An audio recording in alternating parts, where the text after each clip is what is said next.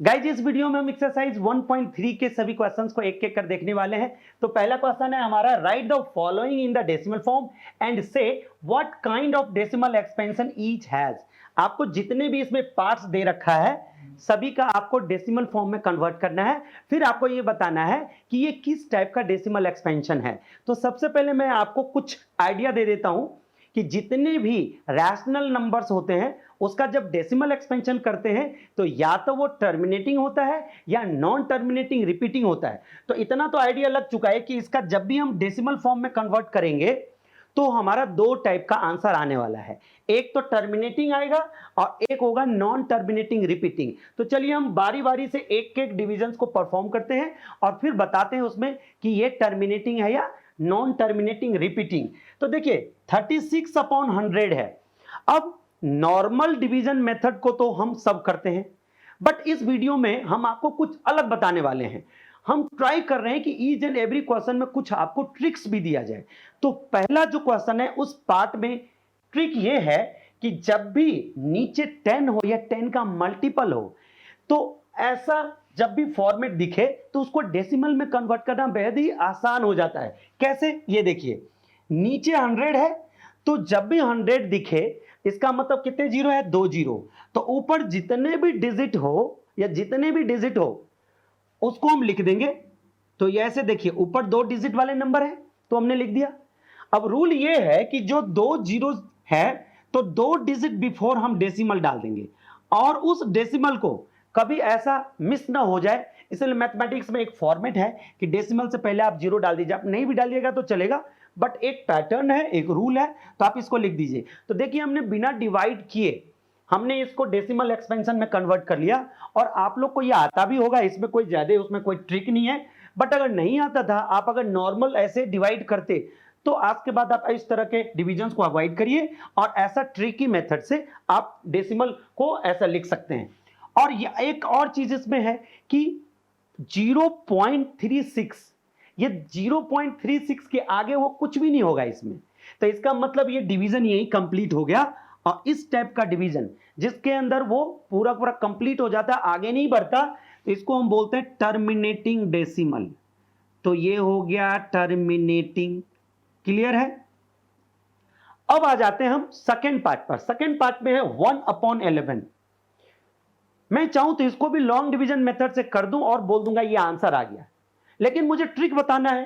तो ट्रिक इसमें देखिए क्या होगा, बिना लॉन्ग डिवीजन मेथड किए हुए थोड़ा सा अपने आईक्यू को ज्यादा यूज करिए और देखिए कि क्या कोई मेथड है जो डिविजन में। तो हाँ है, 1/11 है। तो सबसे पहले हम क्या करेंगे, जीरो डालकर डेसिमल डाल दिया। डेसिमल हमने क्यों डाला, क्योंकि देखिए ऊपर 1 कम है, नीचे 11 अधिक है, तो इसीलिए सबसे पहले हमने डेसिमल डालकर ऊपर जीरो डाला।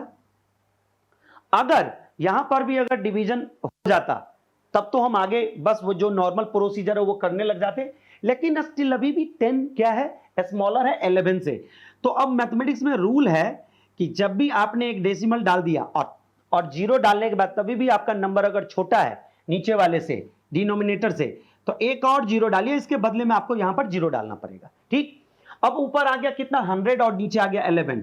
और नॉर्मली आप 11 के टेबल में आपको पता है 11 9 जा सबसे जो लार्जेस्ट होगा, जो इतने के बराबर हो या तो 100 के बराबर हो या 100 से छोटा हो, तो 100 ये 11 9 जा 99। और फिर जैसे हमने 99 लगाया 100 में तो कितना 1 रिमाइंडर बच गया और फिर से वो क्या दे रहा है, इनिशियल जैसा ऊपर में इनिशियल 1 था वैसे ही। तो फिर वो सारा का सारा प्रोसीजर ऐसा ही रिपीटेशन होने लग जाएगा।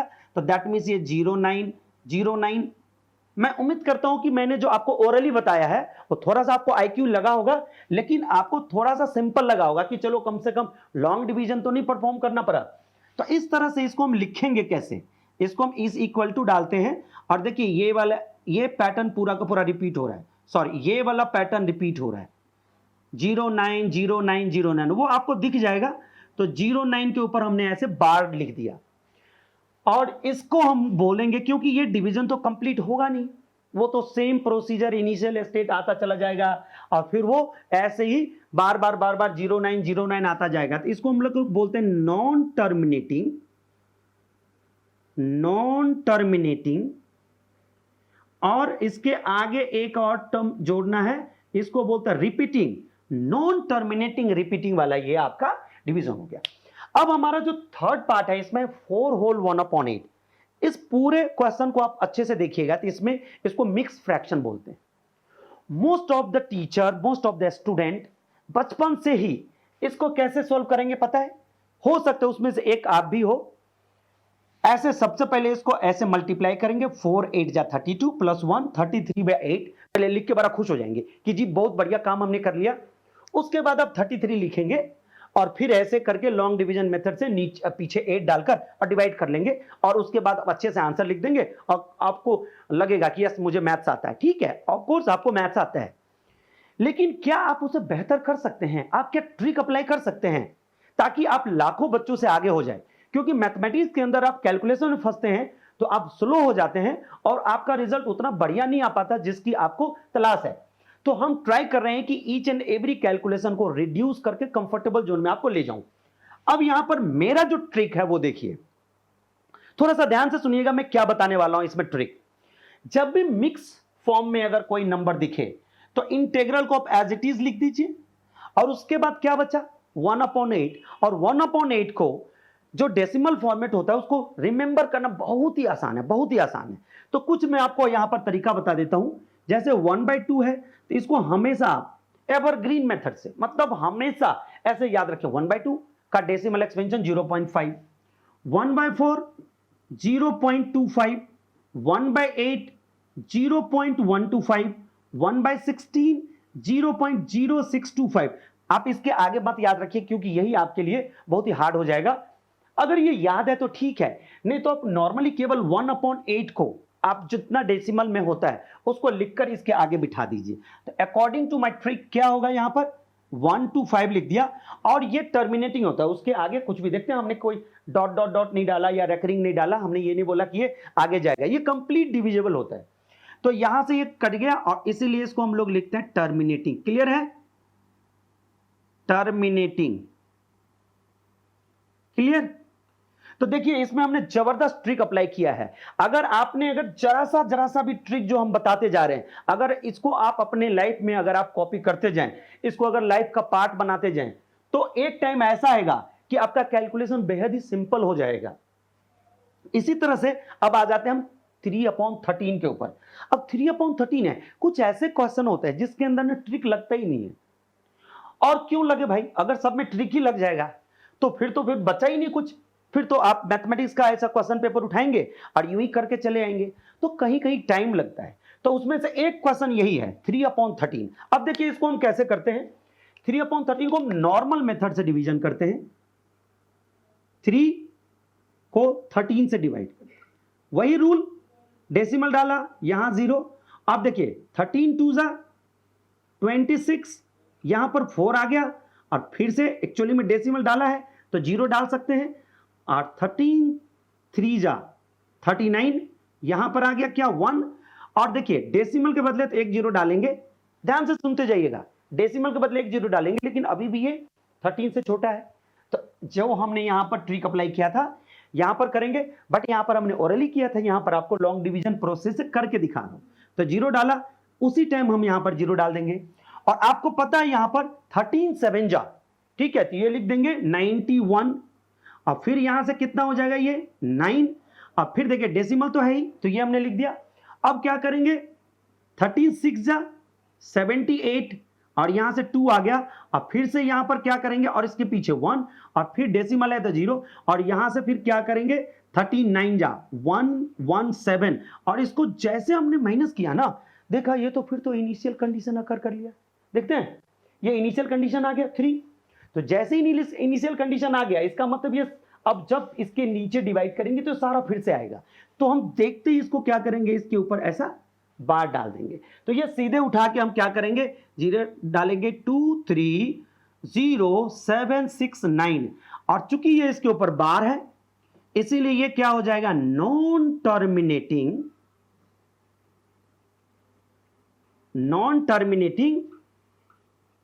रिपीटिंग नॉन टर्मिनेटिंग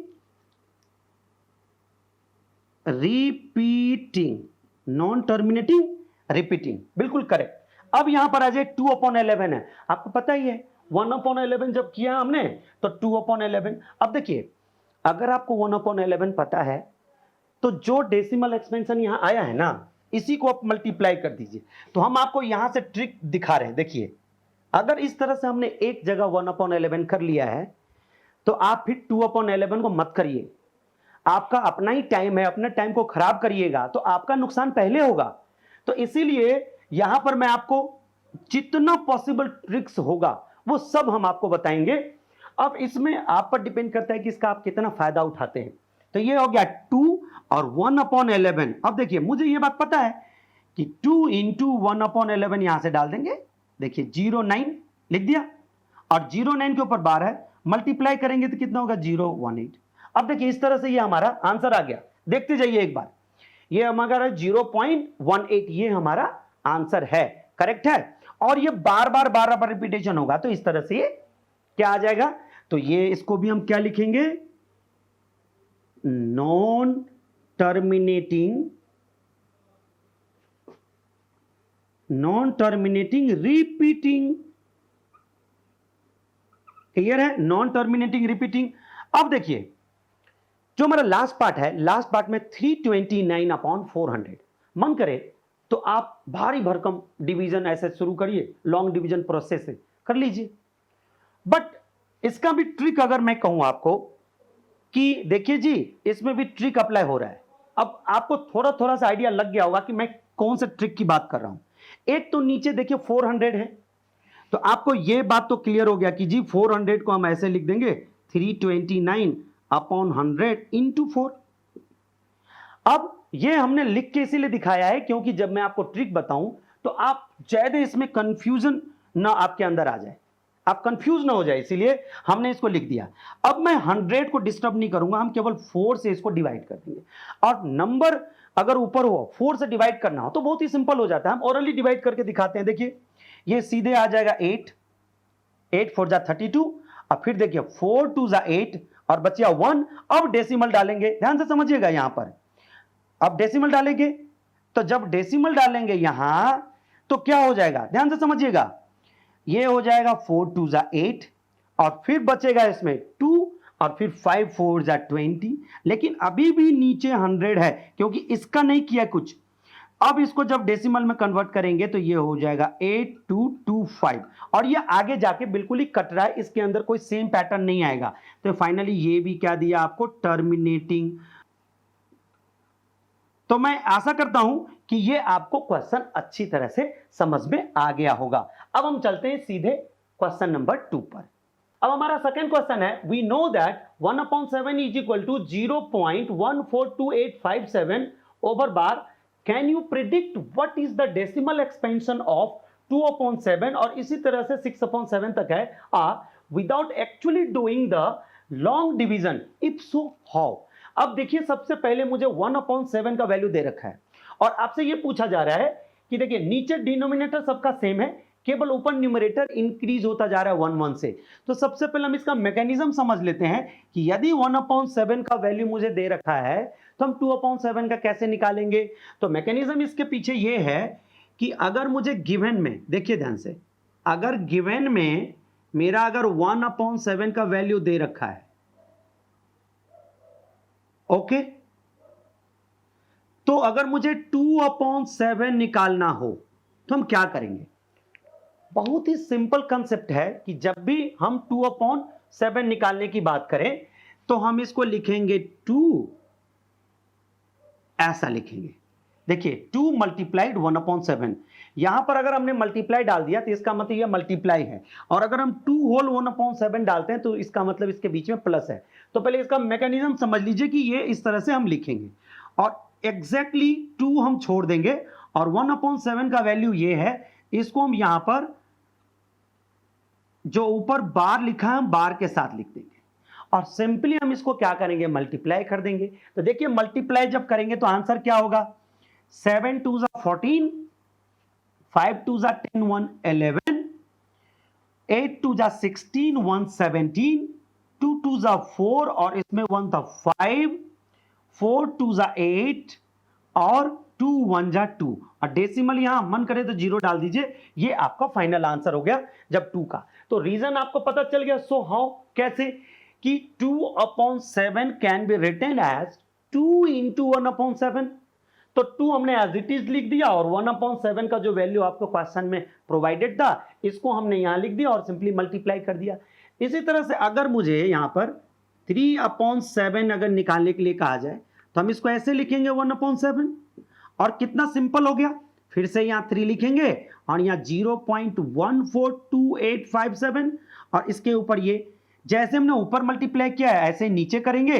अब इस तरह से हम देखेंगे 7 3 जा 21, 5 3 जा 15 और 2 17, 8 3 जा 24 और 1 25 और 3 2 जा 6 और 2 8 और 3 4 जा 12 और यहां पर हम सिंपली 12 लिख देंगे और 3 और 1 जा और एक पीछे था 4। तो ये हमारा आंसर आ गया पॉइंट। अब पीछे 0 भी डाल सकते हैं तो पॉइंट देखिए 0.428571 ओवर बार। तो इस तरह से हमने ये आपको मल्टीप्लाई कर दिया। इसी तरह से अगर आपको पूछा जाए कि 4/7 का क्या होगा तो 4 होल 1/7 तो ये 4 इंटू 0.142857। सो हाउ का मीनिंग आपको समझ में आ रहा है कि हम किस तरह से लिख रहे हैं इसको। 4/7 को 4 इंटू 1/7 लिखेंगे और मल्टीप्लाई कर देंगे और इसका आंसर एकदम बहुत ही आसान है। जैसे अभी हमने ऊपर लिखा है वैसे आप लिखते चले जाएंगे और इसका आंसर हम आपको डायरेक्ट अब बताते चले जाते हैं। इसको लिखते हैं 8, इसके बाद 2, इसके बाद 4 1 7 5 और इस तरह से ये आ जाएगा। इसी तरह से अगर 5/7 अगर निकालने के लिए बोले तो 5 इंटू 1/7 तो ये हो गया 5 इंटू 0.142857 ऊपर बार और इस तरह से ये आ जाएगा आपका 5। ध्यान से देखते जाइएगा, ये 8, ये 2, ये 4, ये 1 और ये 7 यहां पर हमने ये लिख दिया।